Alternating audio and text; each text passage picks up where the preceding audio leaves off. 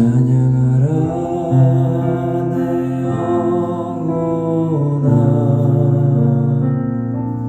찬양하라 내 영혼아.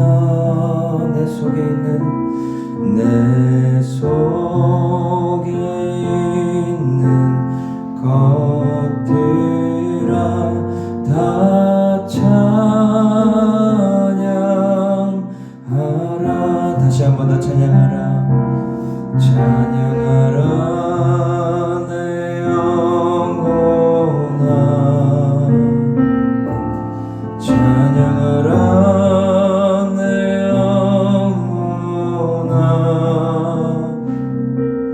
내 속에 있는 것들아 다 찬양하라. 기도하라 내 영혼아, 기도하라 내 영혼아, 기도하라 내 영혼아. 내 속에 있는 것들아 다 기도하라. 감사라 내 영혼아, 감사라 내 영혼. 우리의 말씀을 주시는 하나님께 감사라 하라 내 영혼아. 내 속에 있는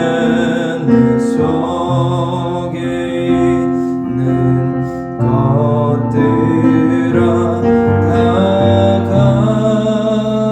감사하라. 내 속에 있는 것들아, 내 속에 있는 것들아 다 감사하라. 아버지, 이 새벽에 저희 영혼을 불러주시고 말씀을 주시며 주님 앞에 아침 제단으로 나오게 하시니 감사합니다. 아버지 하나님, 우리의 신앙이 또 하나님 앞에 회복되는 이 아침 시간 되게 해주시고 말씀을 듣고 깨닫는 하나님 이 시간이 되셔서 하루도 믿고 살고 누릴 수 있는 저희 모두가 될 수 있도록 은혜 내려 주시옵소서. 감사하며 우리를 구원하신 예수님의 이름으로 기도합니다. 아멘. 오늘 말씀을 한번 읽어보겠습니다.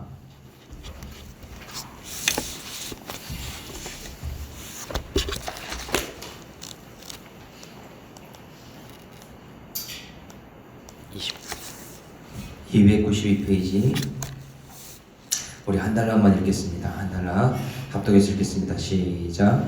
여호와의 큰 날이 가깝도다. 가깝고도 빠르도다. 여호와의 날의 소리로다. 용사가 거기서 심히 슬프도다. 그날은 분노의 날이요 환난과 고통의 날이요 황폐와 패망의 날이요 캄캄하고 어두운 날이요 구름과 흑암의 날이요 나팔을 불어 경고하며 견고한 성읍들을 치며 높은 망들을 치는 날이로다. 아멘. 오늘 말씀은 스바냐 1장 14절부터 2장 3절까지 여호와의 분노의 날입니다. 여러분, 자녀나 가족에게 화낸 적 많으시죠? 자녀가 속썩여서 화내고 또 부모님에게 내 뜻대로 해주지 않는다라고 분내고 이런 경험들을 많이 했을 것입니다. 그런 시간이 있으면요, 관계가 풀어지기까지 시간이 조금 걸리게 됩니다. 가정마다 다르지만 아주 오랜 시간 동안 잘 안 풀어지는 집도 있는가 하면 언제 그러냐는 듯이 밥 먹다가 금방 풀어지는 그런 집이 있죠. 빨리 누구라도 말을 걸면 금방 풀어지는 것이고 또 입을 닫을수록 오래 가지 않습니까? 그런데 하나님도 이스라엘 관계를 보니 오늘 비슷해 보입니다. 조금 다른 부분이 있다면 하나님의 분노는 결코 진노로 끝나지 않고 구원으로 끝나더라 라는 것입니다. 진멸하는 것이 목적이 아니고 멸망시키는 것이 목적이 아니기 때문이죠.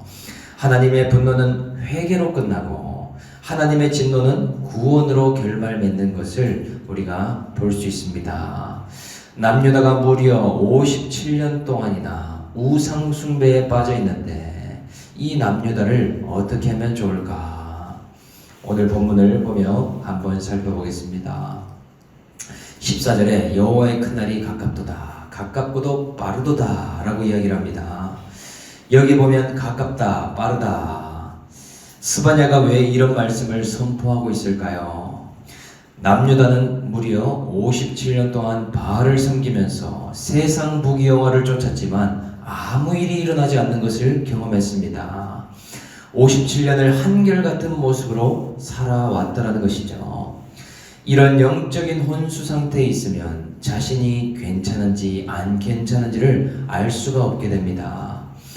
남유다가 지금까지는 껍데기는 멀쩡해 보였지만 이제 그나마 멀쩡하던 껍데기도 시커멓게 부패되기까지 시간이 오게 되었으니 지금 가까이 왔다, 빨리 왔다 라는 이야기를 지금 하고 있죠.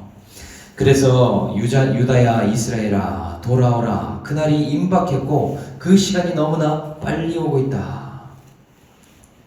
그날의 소리가 나는데 용사가 거기서 슬피 우는도다 라고까지 이야기합니다. 왜 용사를 이야기합니까? 이 므낫세 왕조의 특징이 여기에 있죠. 이들은 용사와 같아서 55년 동안 강한 자들이 약자들을 압제하는 방식으로 살아왔습니다. 약육강식의 방식으로 나라를 인도해 왔는데 부유한 자는 더 부유하고 권세 있는 자는 더 큰 권세를 받는 방식으로 살았다는 것이죠. 거기에다가 우상에 지금 쪄들어 있는 모습을 보여주고 있습니다. 그런데 강한 자들이 슬피 운다, 원어로는 비명을 지른다 라는 말을 하는 이유는 뭔가? 약자들이 비명을 지르는 것은 이상한 일이 아닙니다. 가난한 자나 종이 슬피 우는 것은 흔한 일일 수 있습니다. 그런데 강자이고 큰 자인데 용사에다가 권세가 있는 자들이 비명을 지른다. 이것은 무슨 일이 일어난 것일까요? 이 세상에서 그들을 건드릴 자가 없었는데 여호와의 큰 날이 오면 그렇게 되더라 라는 것이죠. 하나님이 손보시면 장사가 없게 되는 것 아닙니까?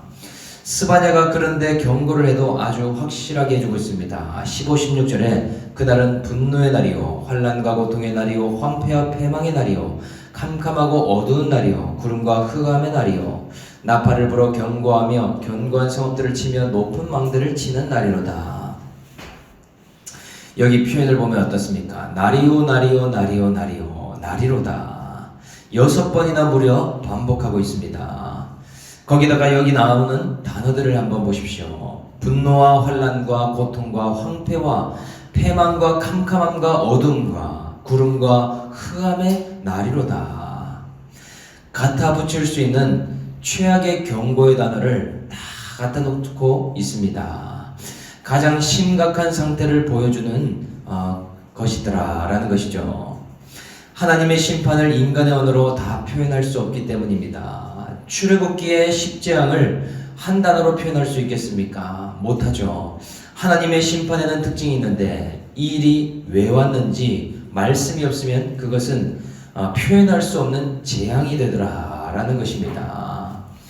그러니 이 심판이 얼마나 심각한가? 17절에 그날에는 고난을 받는데 눈이 먼 맹인처럼 된다 라고 기록합니다. 실제로 이후에 예루살렘 성이 포위당함으로 앞이 보이지 않는 캄캄한 상황에 남유다가 처하게 되죠. 너무나 예측하기 어려운 고난은 우리의 눈을 덮어버립니다. 내가 생각한 것보다 큰 혼란은 내 시야를 가려버리더라는 것이죠. 제가 어릴 때 수영을 잘못해서 물에 빠진 적이 있는데 그때 물만 먹은 게 아니라 겁을 먹게 되었습니다. 예상치 못한 물이 내 눈을 덮어버리니 눈을 뜰 수도 없고 아무것도 안 보이며 살려달라는 이야기밖에 안 나오더라는 것이죠. 제발 이 물에서 건져달라고 발버둥 칠 수밖에 없는 저의 모습을 보게 되었습니다. 오늘 남유다가 그런 모습이 될 거라는 것이죠. 그런데 이런 고난을 하나님은 왜 내리시는가? 스바냐가 그 뒤에 분명히 기록하고 있습니다. 이는 그들이 나 여호와께 범죄하였습니다. 나와 언약을 맺은 예루살렘과 남유다가 나를 버리고 우상을 따랐으며 죄범하는 것에서 돌이키지 않았다라고 이야기를 하고 있습니다. 여기서 범죄하였음이라, 이것은 단번에 죄를 이야기하는 것이 아닙니다. 바알을 조금 섬기고 하나님 앞에 한 번 배신하고 이런 것이 아니라 연속적이고 죄를 범하는 모습을 당연히 여기는 오래된 시간을 이야기하는 것이다 라는 것이죠. 57년을 하나님이 기다리셨다면 얼마나 오래 기다려주신 것입니까? 두 왕조나 참아주셨다면 얼마나 많이 참아주셨냐라는 것이죠. 이제는 죄의 한계선을 넘어선 것이다. 그런데 보면 저도 하나님이 큰 사건을 주시기 전에 사인을 계속해서 줬던 기억이 있습니다. 조금 작은 사인을 줄 때는 사람이 어떻습니까? 에이, 괜찮겠지. 잘 넘기고 내가 잘 해결해야지. 이렇게 생각을 하더라는 것이죠. 우상을 섬기고 있어도 나중에 하나님 잘 믿으면 되지. 내 마음이 두 마음이지만 나중에는 하나로 정하면 되지. 이렇게 작은 사인이 오면 그냥 넘어가게 됩니다. 저에게는 이 청년 때에 게임 중독과 음란물 중독이 있었는데 20대 초반 때부터 하나님이 분명히 경고를 하셨죠. 뭐로 경고하셨는가? 전립선염이 왔는데도 의사도 이상하다고 했습니다. 아직 젊은데 전립선염이라니. 사실이 아니길 바라고 그냥 덮고 넘어갔다라는 것이죠. 그러면서도 똑같이 바알을 섬기는 일을 행했습니다. 그리고 다 기억할 수 없겠지만 하나님이 그 뒤에도 많은 사건을 주셨습니다. 군대에서도 징계위원회가 회부되면서 하나님이 경고하시고 죄에 대해서 물으셨습니다.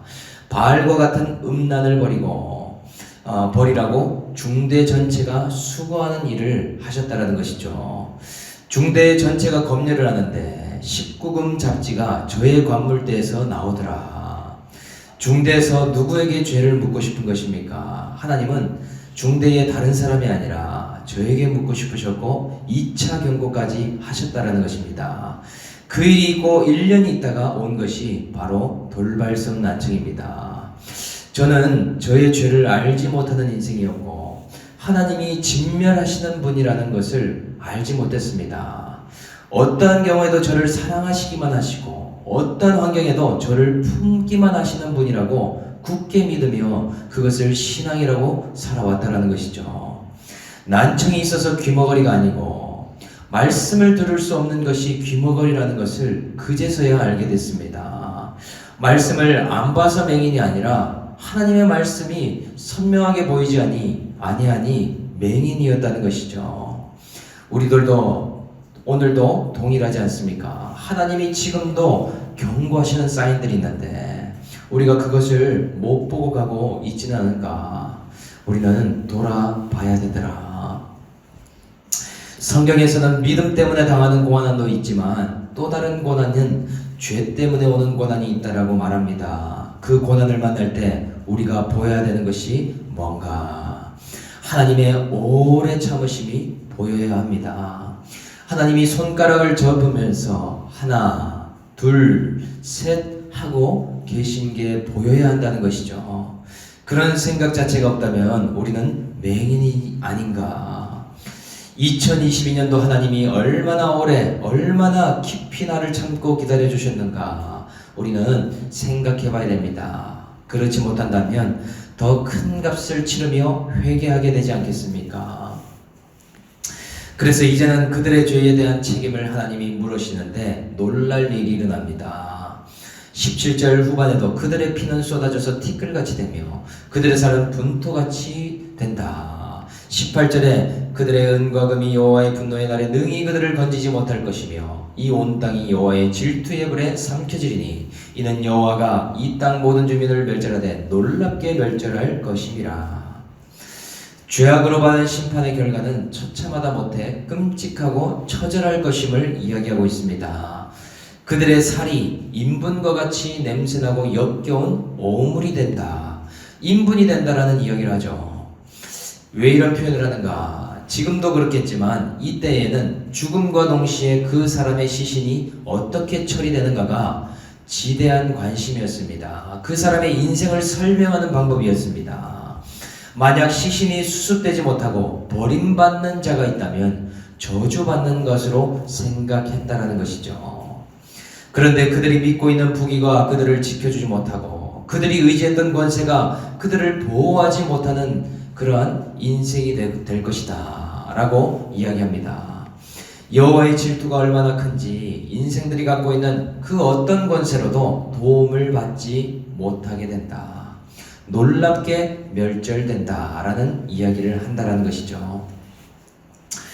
그래서 지금까지 이렇게 스바냐가 해석을 해주고 있는데 처방은 어떻게 하고 있는가? 2장 1절부터 처방이 나오고 있습니다. 수치를 모르는 백성아 모일지어다 이렇게 이야기를 하죠. 수치를 모르는 자는 왜 모이라고 하는가?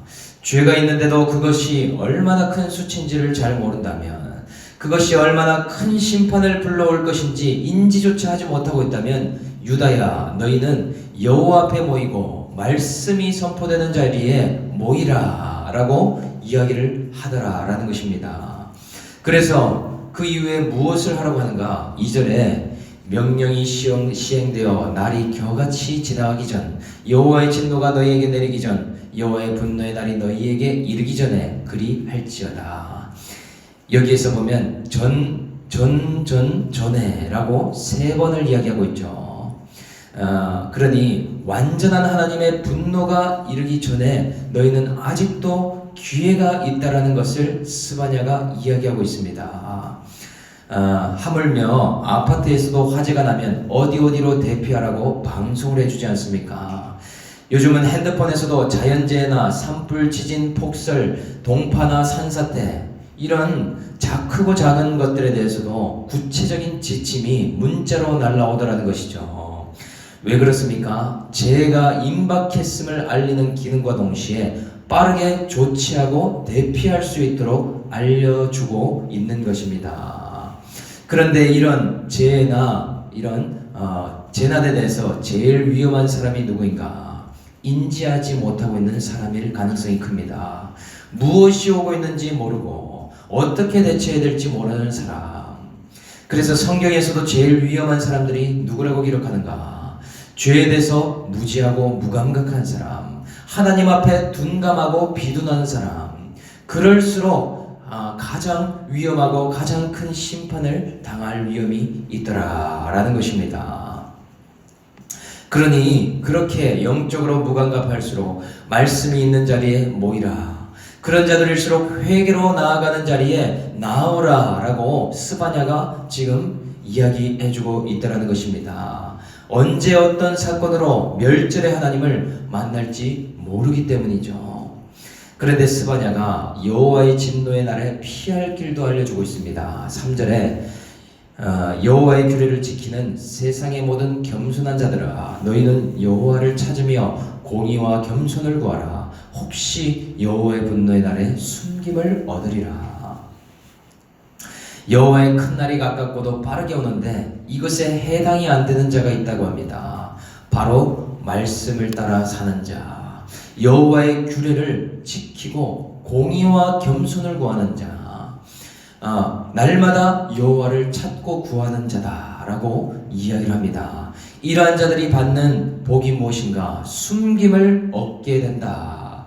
그들의 수치와 죄가 가리움을 받고 심판의 날에 하나님의 보호하심과 숨김을 얻게 된다. 이것이 바로 스바냐의 이름과도 같은 뜻입니다. 하나님께 감추어짐을 당한 자. 이번 주 공동체 지체의 고백이 이런 고백이 있었습니다. 이번 주 스바냐의 말씀을 들으며 하나님을 섬기면서도 여전히 바알과 같은 우상 숭배를 하고 있는 유다가 바로 저라는 것이 많이 회개가 되었다고 합니다. 예수 없이 말씀 없이 가는 길이 이제는 상상이 안 되고 날마다 죄를 회개하면서 가야 한다는 것을 참 많이 깨닫고 있습니다. 특별히 성전을 청소하면서 바닥의 먼지보다 내 죄가 더 더럽고 바닥에 이런 때보다 저의 죄악이 추하다는 것을 깨닫게 되었습니다. 그런 청소를 하면서 이런 봉사를 하는데 나를 왜 알아주지 않을까? 예전 같았으면 생색이 났겠지만 이제야 조금이나마 겸손을 배워가고 낮아져야 한다는 말이 무엇인지를 깨닫게 되었습니다. 매일매일 깨달아갈 수 있는 이러한 공동체와 사명에 붙어갈 수 있게 해주심에 감사합니다. 이것이 정말 감사한 고백이고 또한 우리의 고백이지 않습니까? 우리는 2022년 마지막에 결단해야 될 것이 무엇인가? 하나님을 찾고 구하는 겸손한 자가 되어서 하나님의 말씀을 따라 행하는 공의를 행하는 자가 되어서 하나님의 심판이 오기 전에 숨김을 얻는 자가 되고 우리 가정과 자녀들과 주변의 유다와 같은 멸절 앞에 있는 자를 살려내는 올리브가 되어야 되겠다. 오늘 이 스바냐 1장 말씀을 통해서 여호와의 분노가 쏟아질 때에 모두가 구원받고 또한 숨김을 받는 저희 올리브 식구들이 되기를 주 예수의 이름으로 축복드립니다. 적용 질문 드리겠습니다. 고난을 만나 슬퍼하기 전에 먼저 슬퍼해야 될 나의 오래된 우상, 죄는 무엇입니까? 나는 하나님 말씀을 지키는 겸손한 자입니까? 말씀을 가볍게 여기는 교만한 자입니까? 수치를 모르고 살았기에 2023년 해야 할 결단은 무엇인가요? 말씀 생각하며 제가 기도합니다. 하나님, 젊은 용사와 같았던 수치를 모르는 백성이 저였습니다. 하나님의 오래 참으심으로 저를 기다리시면서 하나, 둘, 셋 하나님이 경고하셨지만 가깝고도 빠른 심판이 더디고 없는 것으로 생각했기에 하나님을 사랑의 하나님으로만 굳게 믿었기에 멸절당할 수밖에 없는 인생이었습니다. 그렇게 하나님의 분노를 경험해야 죄를 알고 수치를 아는 인생이 되기에 심판 한 가지를 당하게 하심이 하나님의 지극히 크신 사랑임을 이 시간 고백합니다.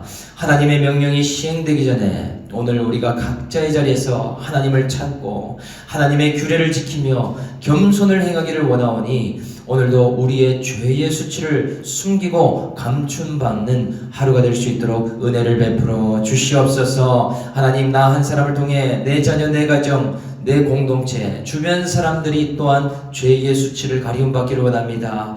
오늘도 예수 그리스도의 보혈의 피를 의지해서 믿음으로 이 자리에 나왔사오니 죄사함의 은혜를 받는 이 시간 되도록 인도하여 주시옵소서. 2023년 새해를 행하실 주님을 기뻐하며 우리를 구원하신 예수님의 이름으로 기도드립니다. 아멘.